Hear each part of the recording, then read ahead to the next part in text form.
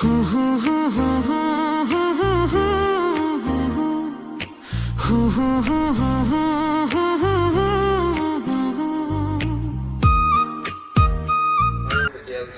যীশু প্ৰিয়সকল আজি আছোহি মই মানে যোৱাকালিৰ সন্ধিয়াৰ পৰা আছোহি মই ওদালগুৰি ডিষ্ট্ৰিক্টৰ ভালুকমাৰী মানে গাৰো ভালুকমাৰী বুলি এখন সমাজত আছোহি ইয়াতে যিটো 34তম যিটো এনুৱেল কনফাৰেঞ্চ হৈছে সেই কনফাৰেঞ্চত আছোঁ মই আৰু আজি সন্ধিয়ালৈকে আছোঁ ইয়াতে যিখিনি হ'ব মই সম্পূৰ্ণ আপোনালোকক দেখুৱাই আছোঁ আজি যিটো দেওবৰীয়া যিটো সেশন আপোনালোকক দেখুৱাম এজন শিক্ষক ছাৰ আছে মোৰ লগতে আৰু দুইজনক মই সুধিব বিচাৰিছোঁ প্ৰথম ছাৰ আপুনি ক'ৰ পৰা আহিছে মেঘালয়ৰ পৰা তো ইয়াতে আহি কেনে লাগিছে আপোনাক বেছি ভাল লাগিছে এনেকা অসমীয়া এনেকা আসামত এনেকা নিজৰ ট্ৰাইবছ মানে গাৰো মানুহ দেখিবৰ কাৰণে বেছিকৈ ভাল লাগিছে হয় আৰু কেনেকৈ ক'ব মানে স্পেচিয়েলি মোৰ ভাল লগাটো মানে মই যোনটো মোৰ পাৰিছে কথাটো ঈশ্বৰৰ বাইকটো নিজৰ ট্ৰাইবছ আৰু এনেকা বেলেগ বেলেগ ট্ৰাইবছৰ আছে তাক মই এনেকা শ্বেয়াৰিং কৰা পাৰা কৰি বেছিকৈ ভাল লাগিছে বেছি ভাল লাগিছে ঈশ্বৰৰ বাইকো ক'ব পাৰা কৰিলে বেছি ভাল লাগিছে এইটো মেইন অসমীয়াটো বেছি ভাল নহয় দেই মোৰ আৰু এজন আমাৰ ছাৰ আছে হেল্ল' আৰু ছাৰকতো সকলোৱে চিনি পায় মই ছাৰক আগতো পাইছোঁ তো ছাৰ ইয়াত আহি কেনে লাগিছে আপোনাক এইখন সভাত আহিলে সদায় মই বৰ উৎসাহিত হওঁ হয় কাৰণ এইখন সভাত খোলাখুলিকৈ তেওঁলোকে এটা কথা কয় যে আমি ইয়াত ভোজ খাবলৈ অহা নাই হয় ঈশ্বৰৰ বাক্যৰ কাৰণে আৰু পৰিচৰ্যাৰ কাৰণে হয় আৰু সেই মনোভাৱটো এটা বিৰাট ডাঙৰ মনোভাৱ হয় আৰু মোৰ নিচিনা এজন সাধাৰণ মানুহে আহিলে সেই কথাটোৱে বিৰাট প্ৰেৰণা দিয়ে হয় যে আমি এই পৃথিৱীত খাই বৈ আনন্দ কৰি জীৱনটো কটোৱাটোৱেই মূল উদ্দেশ্য নহয় আমি ঈশ্বৰৰ কাৰণে কি কৰিব পাৰিছোঁ হয় ঈশ্বৰৰ ৰাজ্যৰ কাৰণে কি কৰিব পাৰিছোঁ হয় আৰু এইবাৰৰ সভাৰ যিটো বিষয় হয় উত্তম ফল ধৰিবলৈ যত্ন কৰা এইটো এটা এনেকুৱা বিষয় যে এই সময়টো ঠিক সময় কাৰণ প্ৰভু যীশু আহিবৰ একেবাৰে ওচৰ পালেহি আৰু তেওঁ যেতিয়া আহিব আমাৰ এই জীৱনৰ যি কেনেকৈ আমি জীৱনটো যাপন কৰিলোঁ কেনেকৈ ঈশ্বৰৰ গৌৰৱ কৰিলোঁ তাৰ ভিত্তিত তেওঁ আমাক পুৰস্কাৰ দিব তাৰ ভিত্তিত তেওঁ আমাক ফল দিব আৰু এইটো ঠিক সময় হয় আমি এবাৰ নিজকে চেক কৰি চাবলৈ পৰীক্ষা কৰি চাবলৈ যে সঁচাকৈ ঈশ্বৰলৈ আমি উত্তম ফল উৎপন্ন কৰিছোঁ নে নাই নহ'লে প্ৰভু যীশু আহি গ'লেতো আমি ফল পুৰস্কাৰ নাপাব গতিকে এইখন সভাৰ এই মূল বিষয়টো এইবাৰ সঁচাকৈ বৰ সময় উপযোগী আৰু মই বিশ্বাস কৰোঁ আমাৰ দুইজনৰ জৰিয়তে ঈশ্বৰে কথা কৈ আছে আৰু ইয়াত উপস্থিত হোৱা প্ৰত্যেকেই অলপ হ'লেও নিজকে পৰীক্ষা কৰি চাবলৈ সুযোগ লৈছে ঈশ্বৰৰ গৌৰৱ ধন্যবাদ সভাত আছোঁ আৰু সভাখনৰ আমাৰ সচিব ছাৰ আছে তো সচিব ছাৰৰ যোগেদি এই সভাখনৰ বিষয়ে অলপ জানিম আৰু লগতে আপোনালোককো জনাম মই ছাৰ জয় যীশু জয় যীশু আপোনাৰ শুভ নামটো জনাব ছাৰ মোৰ নাম শ্ৰী এলেন্দ্ৰ চাংমা হয় মই বৰ্তমান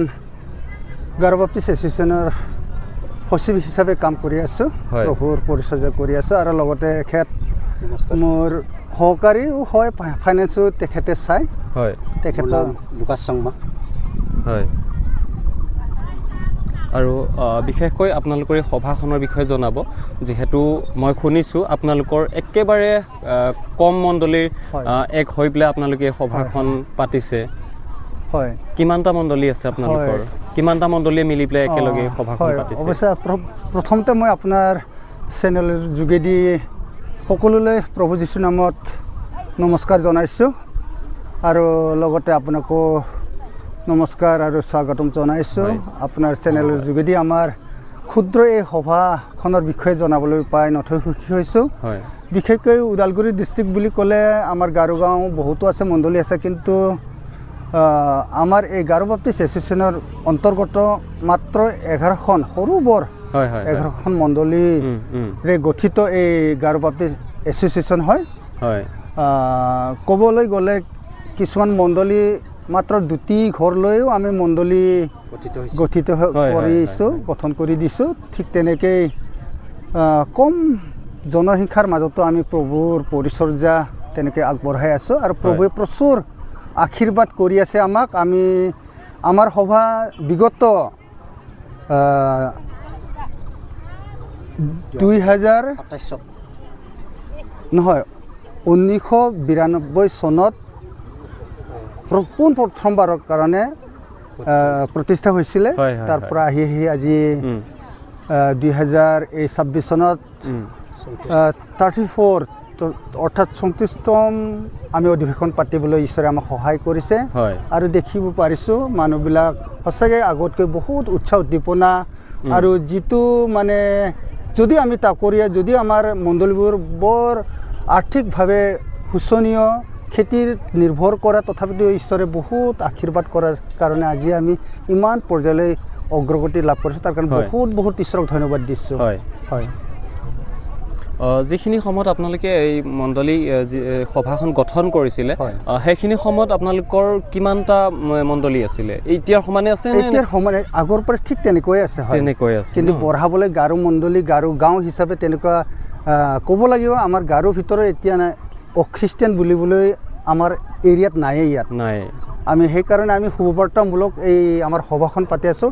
আমাৰ সভাত আমাৰ অসমীয়া শিক্ষক থাকিবই, কাৰণ আমি অসমত আছোঁ আৰু আমি অসমীয়া ওচৰ চুবুৰীয়া ব্যক্তিবিলাক অনা অসমীয়াবিলাক আমিতো অনা অসমীয়া হ'লেও অসমীয়াবিলাক আমাৰ মাজত জড়িত থাকে। সেইকাৰণে আমি প্ৰভুৰ বাণী প্ৰচাৰ কৰাৰ উদ্দেশ্য লৈ এই সভাটো আমাৰ মূল উদ্দেশ্যটো আমি শুভবাৰ্তা প্ৰচাৰ কৰা আৰু যাতে কথাখিনি সম্পূৰ্ণ সকলোৱে বুজি পায়। হয় সেইটো আমাৰ মূল উদ্দেশ্য আৰু গাৰো শিক্ষকৰ লগতে অসমীয়া শিক্ষকটো আমাৰ কম্পালচৰি আৰু ভাল লাগিল আপোনালোকৰ যিটো মতামত আৰু সভাখনৰ বিষয়ে আপোনালোকে জনালে। নিশ্চয় ঈশ্বৰে আপোনালোকক আৰু আশীৰ্বাদ কৰিব।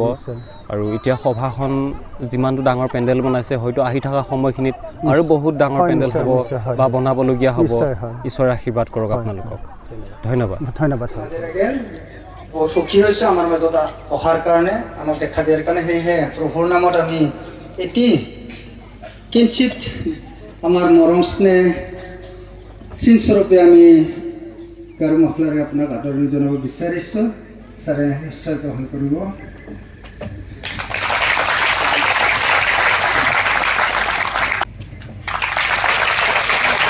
মেটেলা নমস্কাৰ।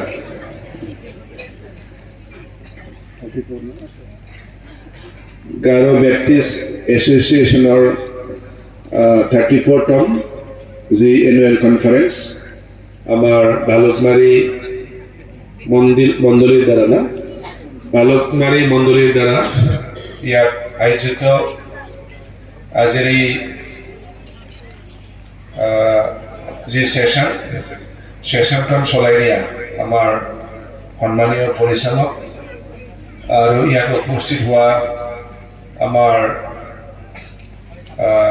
বিশিষ্ট বক্তাসকল আৰু অতিকে শ্ৰদ্ধাৰ আমাৰ গাৰো বেপ্টিষ্ট এছ'চিয়েশ্যনৰ সন্মানীয় সভাপতি লগতে সম্পাদক আৰু সকলো সন্মানীয় বিষয়ববীয়াসকল আৰু আমাৰ এইখন গাঁৱৰ অতিকে শ্ৰদ্ধাৰ আমাৰ গাঁৱৰ সভাপতি সম্পাদক আৰু মুৰব্বীসকল আৰু আমাৰ এইখন গাঁৱৰ পাষ্টৰ ডাঙৰীয়া আৰু ইয়াত উপস্থিত হোৱা সকলো আমাৰ সন্মানীয় অতিথিসকল আৰু আজিৰ এই অনুষ্ঠানত উপস্থিত হোৱা আমাৰ গাঁৱৰ যিখিনি মণ্ডলী আছে, ইয়াৰ আমাৰ ৰাইজসকল লগতে আমাৰ বিভিন্ন বেলেগ গাঁৱৰ পৰা আছে বিভিন্ন বেলেগ গাঁৱৰ পৰা আহি উপস্থিত হোৱা আৰু লগতে আমাৰ BBC তৰফৰ পৰাও আহি উপস্থিত হোৱা আমাৰ খ্ৰীষ্ট বিশ্বাসী শ্ৰদ্ধাৰ ৰাইজসকল আৰু লগতে ইয়াত উপস্থিত হোৱা সকলো ৰাইজসকল, আপোনালোক সকলোকে মই পুনৰ নমস্কাৰ যাচিছোঁ আৰু মোৰ আন্তৰিক ভাল পোৱা লগতে শুভেচ্ছা জ্ঞাপন কৰিছোঁ। আৰু প্ৰভু যীশুৰ ওচৰত মই প্ৰাৰ্থনা কৰিছোঁ যেন প্ৰভু যীশুৱে আমাক সকলোকে যেন আশীৰ্বাদ কৰে। তো আজি এই অনুষ্ঠানত আহি খুব ভাল লাগিল। আমাৰ গাঁৱৰ তৰফৰ পৰা বহুত আগৰ পৰাই মোক কৈ আছিল যে আপুনি আহিব লাগে। তো হিচাপে আজি আহি আপোনালোক সকলোকে লগ পাই ভাল লাগিল। আৰু ইমান সুন্দৰ পৰিৱেশত আজি ইয়াত যিহেতু এই অনুষ্ঠানটো হৈছে, আৰু নিশ্চয় ইয়াত আপোনালোকৰ ছেশ্যনবিলাকত আমাৰ কিছুমান নিৰ্দিষ্ট বক্তাসকলে আমাৰ যিখিনি ঈশ্বৰৰ বাণী ইয়াৰ ওপৰত নিশ্চয় আলোচনা হৈছে, আৰু এইখিনি আলোচনা নিশ্চয় আমাক যথেষ্ট সহায় কৰিব। আমাৰ যি চলি থকা জীৱন ইয়াত শান্তিভাৱে সুখদায়কভাৱে চলি যোৱাৰ ক্ষেত্ৰত যথেষ্ট আমাক সহায় কৰিব, এইখিনি মই আশা ৰাখিছোঁ। আমি পৃথিৱীত জন্ম লৈ শান্তি আৰু সুখী জীয়াই থাকিবলৈ সকলোৱে বিচাৰে, আৰু শান্তি আৰু সুখেৰে জীয়াই থাকিব হ'লে আমি ঈশ্বৰে যিখিনি আমাক মানে কি কয় ধৰ্মই আমাক যিখিনি শিকাইছে, এই হিচাপে আমি এই ধৰ্মৰ নীতিৰে আমি চলি যাব লাগিব। তো আমি যিয়ে ধৰ্ম আমি নামানো কিয়, কিন্তু এই ধৰ্মৰ নীতিৰে যদি আমি চলি যাওঁ তেতিয়া জীৱনৰ সুখ আৰু শান্তি পাওঁ। তাৰ কাৰণে মই সকলোকে অনুৰোধ কৰিছোঁ যাতে আমি ধৰ্মৰ নীতিৰে নিজৰ জীৱনটো যদি চলাই লৈ যাওঁ বা চলাই লৈ যাব পাৰে, আমাৰ কাৰণে খুব ভাল হয়।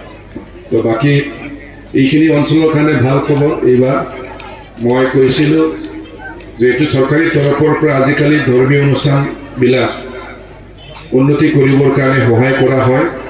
মই হিচাপে এই গাঁৱত মই কথা দিছিলোঁ, আপোনালোকৰ গাঁওখনতো মই যেনেকৈ পাৰে সুবিধাটো কৰি দিম বুলি কৈছিলোঁ।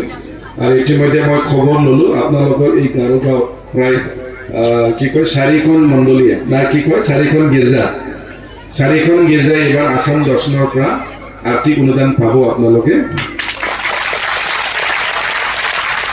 আৰু এইটো মই অহা 21 বা 22 তাৰিখত আনুষ্ঠানিকভাৱে আপোনালোকৰ গীৰ্জাৰ সভাপতি সম্পাদকক মাতি পেলাই বিতৰণ কৰাৰ ব্যৱস্থাটো কৰিম। তো সেইদিনা লগ পাম বুলি আশা ৰাখিলোঁ।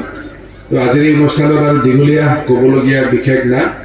আপোনালোক সকলোকে লগ পাই ভাল লাগিল, আৰু ময়ো আশা ৰাখিছোঁ নিশ্চয় ইয়াত আহি আশীৰ্বাদ পাম। তো আপোনালোক সকলোকে মই বহুত বহুত ধন্যবাদ যাচি মোৰ চমু বক্তব্য ইয়াতে সামৰণি মাৰিছোঁ। ধন্যবাদ।